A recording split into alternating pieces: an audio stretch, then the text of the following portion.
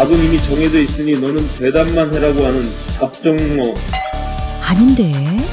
답은 정치인데 너만 몰라. 이건데.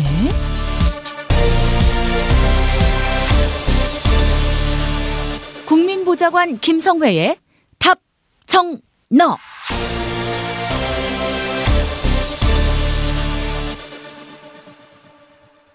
국회 더불어민주당 손혜원 의원실 김성회 보좌관 만나겠습니다. 김 보좌관님.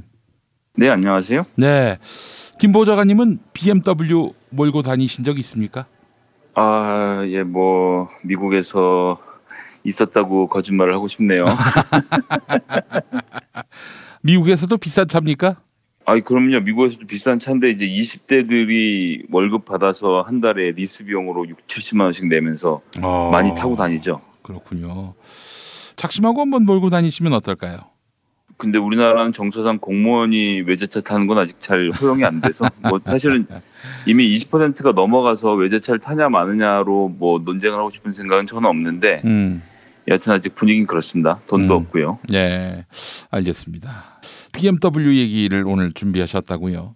네, 어쨌든 지금 30대 넘게 불에 타고 있는 거 아닙니까? 다니는 차가.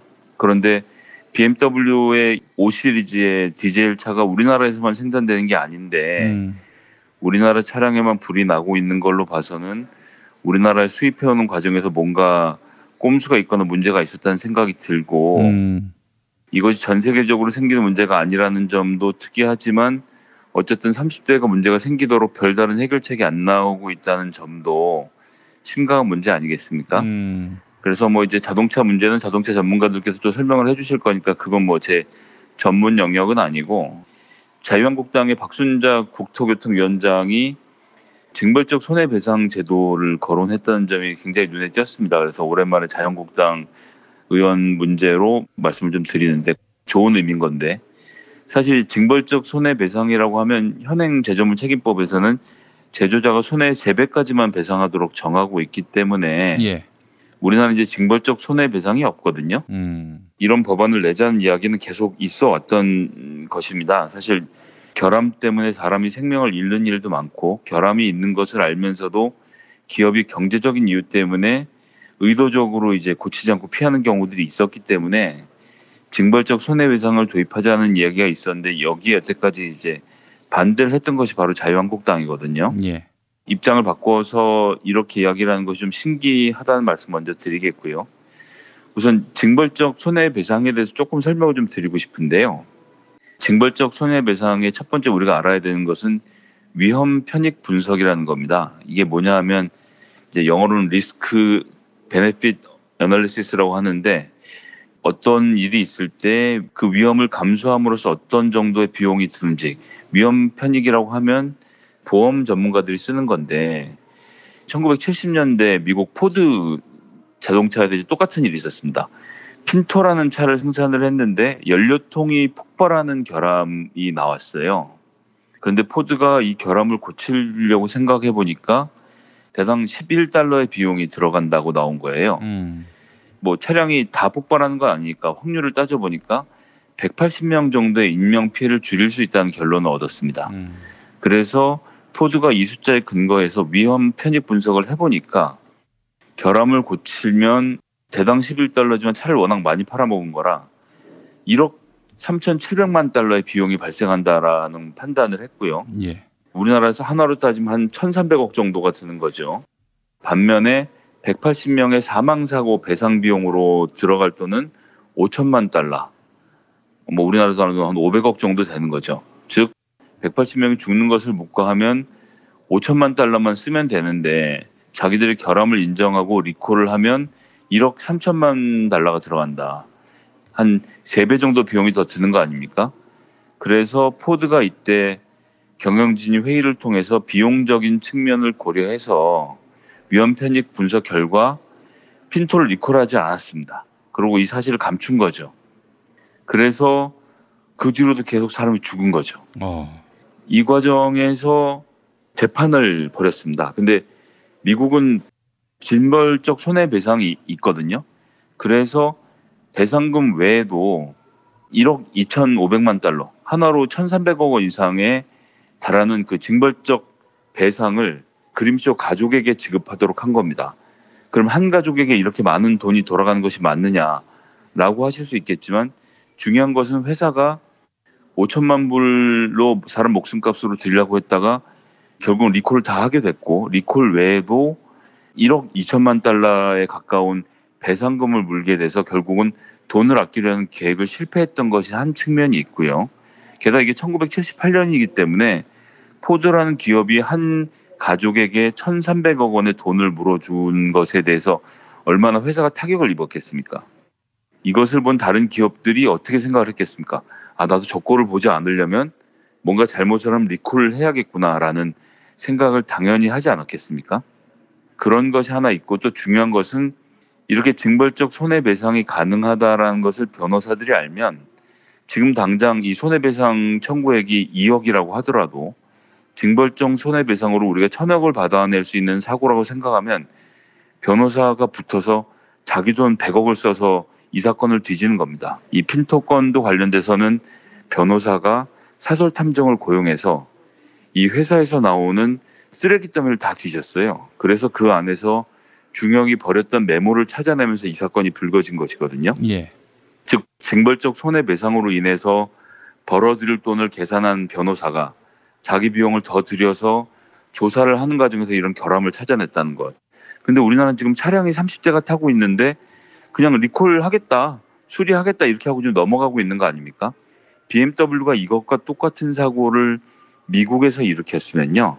30대 불타기도 전에 이 피해자들이 모여서 BMW를 상대로 소송을 하고 그 과정에서 BMW가 리콜을 안 하고 감춘 정황을 발견하기라도 하면 30명이 한 1,000억을 또 버는 겁니다. 그렇기 때문에 미국은 변호사들까지 해서 최고의 로펌이 붙어서 이런 사건을 다루고 어떻게든 BMW의 잘못을 찾아내서 돈을 물게 만들거든요. 이것이 자본주의의 작동 원리인 거죠. 자본주의 가장 발달한 미국에서 사용하는 것이고, 그런데 우리나라는 징벌적 손해배상을 도입하면 기업 활동이 위축된다는 이유로 지금까지 거부를 해왔는데, 저는 박순작 국제교통위원장의 이러한 그 징벌적 손해배상 제도 도입에 대한 의견은 적극적으로 환영하는 입장이고요. 이것에 대한 논의를 해야 됩니다. 우리나라에서도 기업을 운영하는데 기업이 사람 목숨 가지고 장난치고 위험 편익 분석을 해서 비용을 아끼려고 리콜을 하지 않았다 이런 것이 드러나면 아주 기업의 뿌리를 뽑아버려야 되는 겁니다. 이것은 그렇죠. 기업 활동을 막고자 하는 것이 아니라 그런 전례가 생기면 그 다음부터는 문제가 있으면 아유 죄송합니다 이게 문제가 있습니다라고 비용을 들여서 해결을 하거든요. 지금 같으면 얼마씩인지 모르겠습니다만 30대 예를 들어서 대당 2억씩 해서 60억만 물어주고 끝나려고 하는 거예요. 지금 BMW의 행태는 2억씩 물어주지도 않겠지만 그렇기 때문에 이런 사고가 난 것에 대해서만 해결을 하려고 하지 예방을 하거나 리콜을 하지 않으려고 할 가능성이 있다. 게다가 이번엔 자유한국당이 이 문제를 꺼낸 만큼 차제에 징벌적 손해배상 제도 도입과 관련돼서 적극적인 검토가 있었으면 좋겠습니다. 하여간 본보기를 제대로 보여주면 효과가 있어요. 이런저런 제도 바꾸는 것보다도 10배, 100배의 효과가 있습니다. 그렇기 때문에 이런 사태에 쉽게 넘어가지 말고 다음엔 봐준다 혹은 이번 일은 넘어간다 이러지 말고 본보기를 제대로 보여준다면 특히 소비자를 배신하는 행위를 철저한 책임을 요구받게 된다라는 점을 철저히 인식시킬 필요가 있겠다. 사회 전반적으로 말이죠. 네, 그렇습니다. 자, 그래요.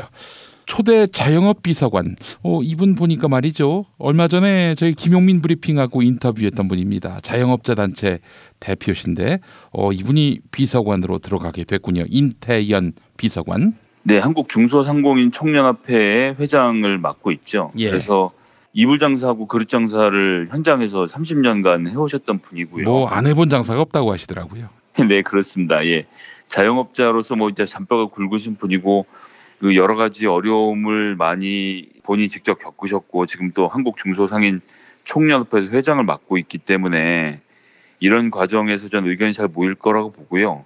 우리나라가 이제 다른 나라에 비해서 자영업자의 비율이 좀 높은 편입니다. 근데 역사를 놓고 보면 사실은 자영업자의 비중이 좀 줄어온 겁니다. 지금 갑자기 문재인 정부 들어서 늘은 것은 아니고 옛날엔 더 많은 사람들이 자영업을 하다가 이제 그런 것들이 기업이나 특히 공공의 영역으로 많이 흡수가 되어 있는 상태인데 예. 앞으로 좀 더 안정적으로 운영이 되어야 하겠지만 어쨌든 자영업하는 분들이 많은 것은 사실이거든요.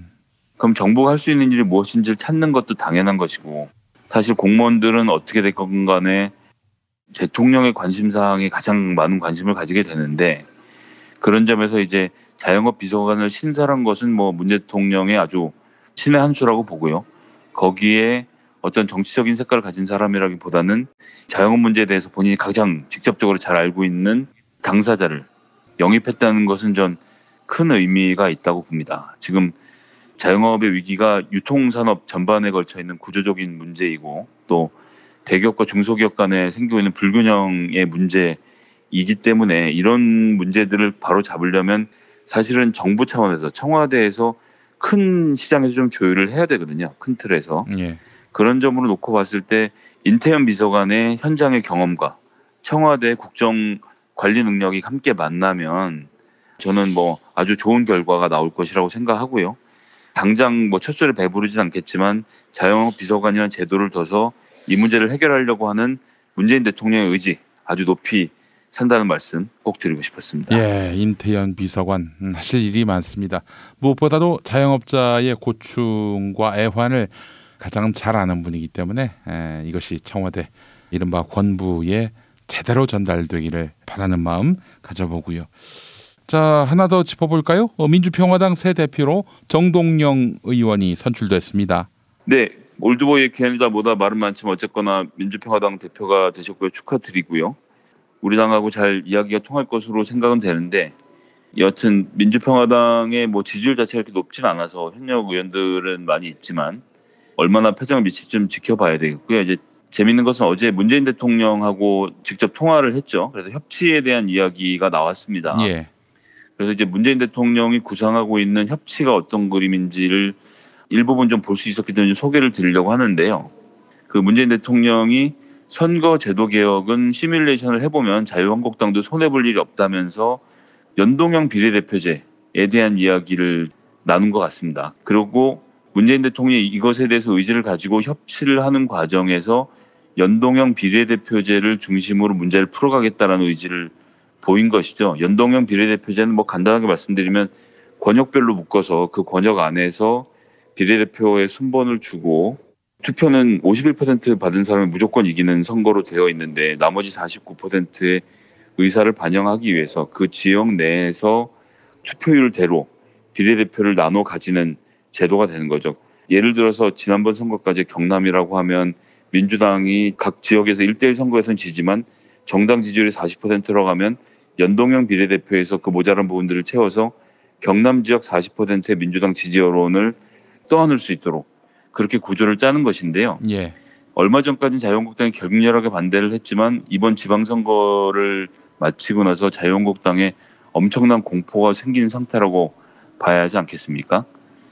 그렇기 때문에 연동형 비례대표제에 찬성을 할 수밖에 없는 상황으로 좀 몰릴 것이다 라는 생각이 들고 이런 과정을 통해서 민주당이 어려웠던 지역에서 민주당 의원들이 더 많이 탄생을 하고 거꾸로 호남에서도 자유한국당 의원들이 탄생을 해서 각자 이념적 성향대로 투표를 가능하게 만들어서 모든 정당들이 지역색을 좀 벗고 말 그대로 정책으로 승부하는 정당으로 가는 길에서 저는 큰 의미를 가질 거라고 보고요. 그렇기 때문에 좀 문재인 대통령이 협치의 연결고리로 연동형 비례대표제를 거론한 것은 뭐 대단히 환영할 만한 일이다라는 말씀 먼저 드리겠고요. 또 정동영 대표가 워낙 남북 정상회담 관련돼서 잘 알고 이제 통일부 장관까지의 경험이 있기 때문에 문재인 대통령이 또 이 문제에 대해서 남북 정상회담 자문위원으로도 역할을 좀 해주고 계시니까 남북 문제와 북미 문제의 어려운 점을 잘 도와달라는 이야기를 꺼내서 분위기가 좀 훈훈했던 것으로 보여집니다. 보도에 따르면. 그래서 좀 이런 기조가 잘 이어져서 저희가 정책적으로 연대할 수 있는 정당과의 협치는 진행할 수 있었으면 좋겠다는 생각입니다. 알겠습니다. 자, 김성회 보좌관님 오늘 말씀 잘 들었습니다. 네, 감사합니다.